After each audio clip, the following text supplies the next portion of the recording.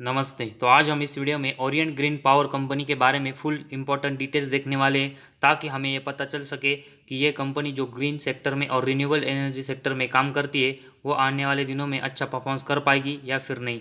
और इसके लिए कंपनी के इंपॉर्टेंट डिटेल्स के बारे में हमें देखना पड़ेगा, जिसमें कंपनी के प्रॉफिट एंड लॉस स्टेटमेंट में कंपनी के परफॉर्मेंस कैसे, और कंपनी की जो बैलेंस शीट है उसमें कंपनी के ऊपर कितना बोरोइंग्स है, और साथ ही में कंपनी के कैश फ्लोज और जो डेप्टर डेज है उसके बारे में इंफॉर्मेशन देखनी पड़ेगी। और साथ ही में कंपनी के जो प्रमोटर है उनके पास कंपनी की एक अच्छी हिस्सेदारी है या फिर नहीं, उसके बारे में भी इस वीडियो में फुल इन्फॉर्मेशन देखनी पड़ेगी। और ये इंपॉर्टेंट डिटेल्स देखने के बाद ही हमें ये पता चल सकेगा कि इस कंपनी की जो ग्रोथ है वो कैसी हो रही है और हमें इस कंपनी में कैसी इन्वेस्टमेंट करनी चाहिए। तो जैसे कि हम सब जानते हैं कि ये कंपनी मतलब ओरिएंट ग्रीन ये कंपनी एक रिन्यूएबल पावर प्रोड्यूसर कंपनी है, जिसमें कंपनी डेवलपिंग, ओइंग और उसके साथ ही में operating of diversify portfolio company का वाइंड एनर्जी पावर प्लांट्स में है। तो ये कंपनी एक रिन्यूएबल पावर प्रोड्यूसिंग कंपनी है, जिसकी वजह से इस कंपनी का जो फ्यूचर है वो ब्राइट है और इस कंपनी की जो ग्रोथ है वो फ्यूचर में होने की बड़ी पॉसिबिलिटीज़ है। लेकिन सिर्फ कंपनी का जो बिजनेस है वो फ्यूचरिस्टिक होने की वजह से कंपनी की ग्रोथ नहीं होगी। इसके लिए कंपनी को अपने फंडामेंटल है वो भी स्ट्रॉन्ग करने पड़ेंगे। और उसके साथ ही में कंपनी जो रिन्यूएबल एनर्जी में काम करती है, उसकी वजह से कंपनी को इस रिन्यूएबल एनर्जी का जो पोर्टफोलियो है वो भी कंटिन्यूस गेन करना पड़ेगा, तभी इसकी जो ग्रोथ है वो आने वाले दिनों में होगी। तो इस कंपनी का जो बिजनेस है वो फ्यूचरिस्टिक है, लेकिन इसके साथ ही में कंपनी को अपने परफॉर्मेंस में भी ग्रोथ करनी पड़ेगी। तो कंपनी का जो बिजनेस है मॉडल है वो हमने देख लिया। इसके बाद कंपनी के जो प्रॉफिट एंड लॉस स्टेटमेंट है उसके बारे में इंफॉर्मेशन देखते हैं, ताकि हमें पता चल सके ये कंपनी अपने बिजनेस में कैसी ग्रोथ कर रही है। तो सबसे पहले हम कंपनी का सेल्स देखेंगे। तो मार्च 11 में कंपनी का सेल्स 209 करोड़ का था। इसके बाद कंपनी का जो सेल्स है उसमें कंपनी ने 2-3 साल एक अच्छी ग्रोथ की, लेकिन उसके बाद अगर हम कंटिन्यूस देखेंगे तो कंपनी का जो सेल्स है वो हमें 200 से लेकर 300 के रेंज में देखने को मिला है। और ऐसे में अगर हम देखेंगे तो कंटिन्यूस हमें कंपनी का जो सेल्स है वो इसी रेंज में देखने को मिला है। और कंपनी की जो ग्रोथ है वो एक साल होती है और उसके अगले साल फिर से कंपनी का सेल्स हमें कम होता है, जैसे कि मार्च 21 और 22 में भी देखने को मिला है। और फिर से ट्रेलिंग 12 मंथ्स में कंपनी का जो सेल्स है वो फिर से कम हुआ है। तो इस कंपनी का जो सेल्स है वो मार्च 15 के बाद अगर हम देखेंगे तो कंटिन्यूस एक ही रेंज में 200 से लेकर 300 करोड़ के बीच में हमें देखने को मिला है। तो इस कंपनी की जो सेल्स है वो अगर हम पिछले 7-8 साल से देखेंगे तो इसमें कोई कंसिस्टेंट ग्रोथ देखने को नहीं मिली। और ये कंपनी का जो सेल्स है वो अगर हम मार्च 11 से लेकर अभी तक देखेंगे तो मैक्सिमम टाइम ये हर साल इसमें ग्रोथ होती है, लेकिन उसके अगले साल कंपनी का जो सेल्स है वो फिर से डाउन होता है। तो ऐसे में कंपनी का जो सेल्स है वो 200 से लेकर 300 करोड़ के रेंज में हो रहा है। वो कंपनी को यहाँ पर बढ़ाना पड़ेगा, तभी हमें कंपनी की जो सेल्स की ग्रोथ है मतलब अपने बिजनेस की ग्रोथ है वो देखने को मिलेगी। और इसी वजह से जब तक कंपनी का सेल्स है वो हमें यहाँ से बढ़ते हुए देखने को नहीं मिलेगा, तब तक हमें कंपनी के जो परफॉर्मेंस है वो ऐसे ही ऊपर नीचे होते हुए देखने को मिलेंगे। और उसके साथ ही में अगर हम कंपनी का ऑपरेटिंग प्रॉफिट भी देखेंगे तो कंपनी का ऑपरेटिंग प्रॉफिट में मार्च 11 में 89 करोड़ का था।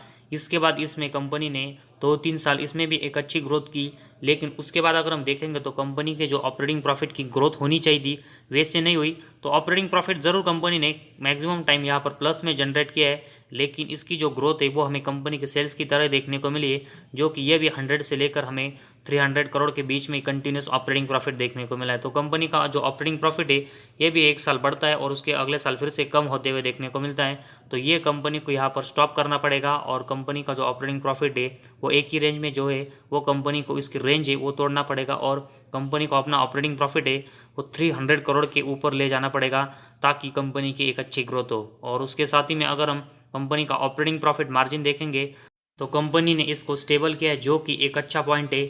और कंपनी का जो ऑपरेटिंग प्रॉफिट स्टेबल है वो कंपनी के परफॉर्मेंस के नज़रिए से एक अच्छा साइन है।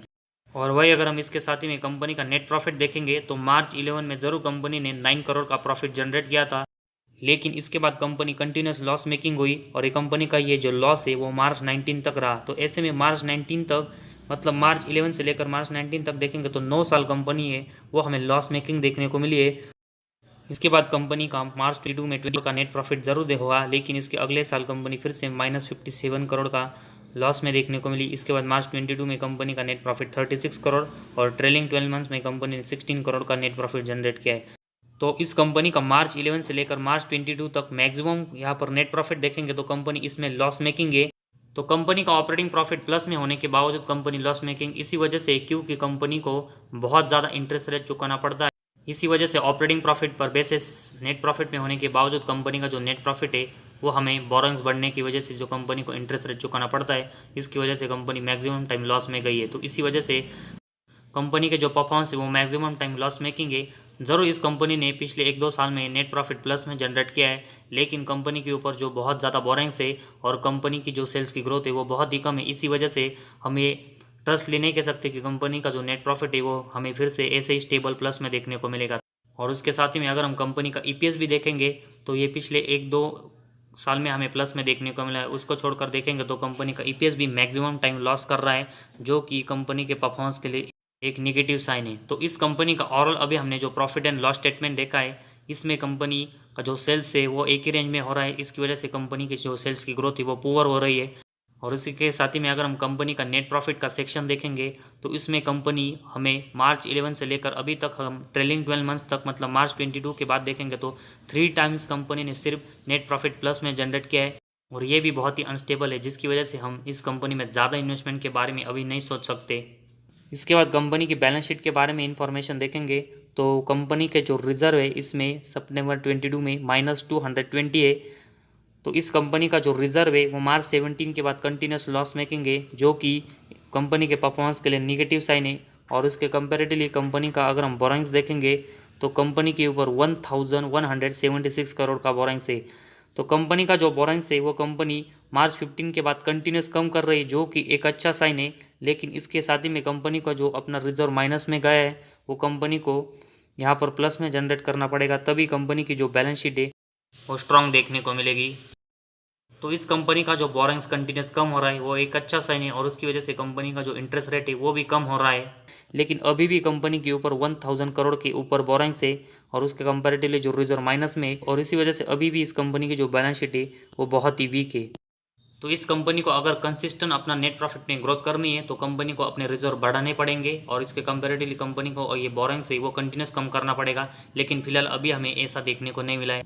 और इसके साथ ही में अगर हम कंपनी के कैश फ्लोज देखेंगे तो कंपनी के जो कैश फ्लोज है वो मार्च 22 में -5 करोड़ के, जो कि मार्च 21 में +5 करोड़ के थे।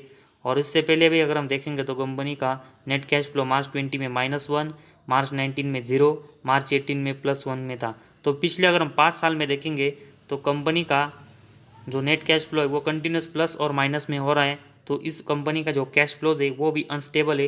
तो इसी वजह से कंपनी को अपने नेट कैश फ्लो के जो परफॉर्मेंस और नंबर से वो प्लस में जनरेट करके स्टेबल करने पड़ेंगे, ताकि कंपनी की एक अच्छी ग्रोथ हो। और इसके साथ ही में कंपनी के डेप्टर डेज देखेंगे तो इसके जो नंबर्स है वो मार्च 18 के बाद कंटिन्यूस बढ़ रहे हैं। और कंपनी के अगर डेप्टर डेज के नंबर्स बढ़ते हैं वो इस कंपनी के परफॉर्मेंस के लिए ख़राब बात होती है, जो कि इस कंपनी के बारे में अभी देखने को मिला है। और साथ ही में अगर हम शेयर होल्डिंग पैटर्न के बारे में इंफॉर्मेशन देखेंगे तो सितंबर 22 में प्रमोटर के पास 34.53% की हिस्सेदारी है, जो कि दिसंबर 21 के बाद कम हुई है। और उसके साथ ही में अगर हम एफआईज की हिस्सेदारी देखेंगे तो इस कंपनी में सितंबर 22 में 0.98% है, जो कि मार्च 21 में 1% की थी। तो इनकी भी जो हिस्सेदारी है वो इस कंपनी में 1% से कम है। और उसके साथ ही में डीआईएस की हिस्सेदारी देखेंगे तो इस कंपनी में 4.17% है, जो कि सितंबर 21 में 6% के ऊपर थी। तो डीएस भी इस कंपनी में पिछले कुछ क्वार्टर्स और साल में देखेंगे तो हिस्सेदारी कम कर रही है। और इसके साथ ही में पब्लिक की हिस्सेदारी अगर हम देखेंगे तो सितंबर 21 में ये 45% थी, वो अभी सितंबर 22 में बढ़कर 60% हुई है।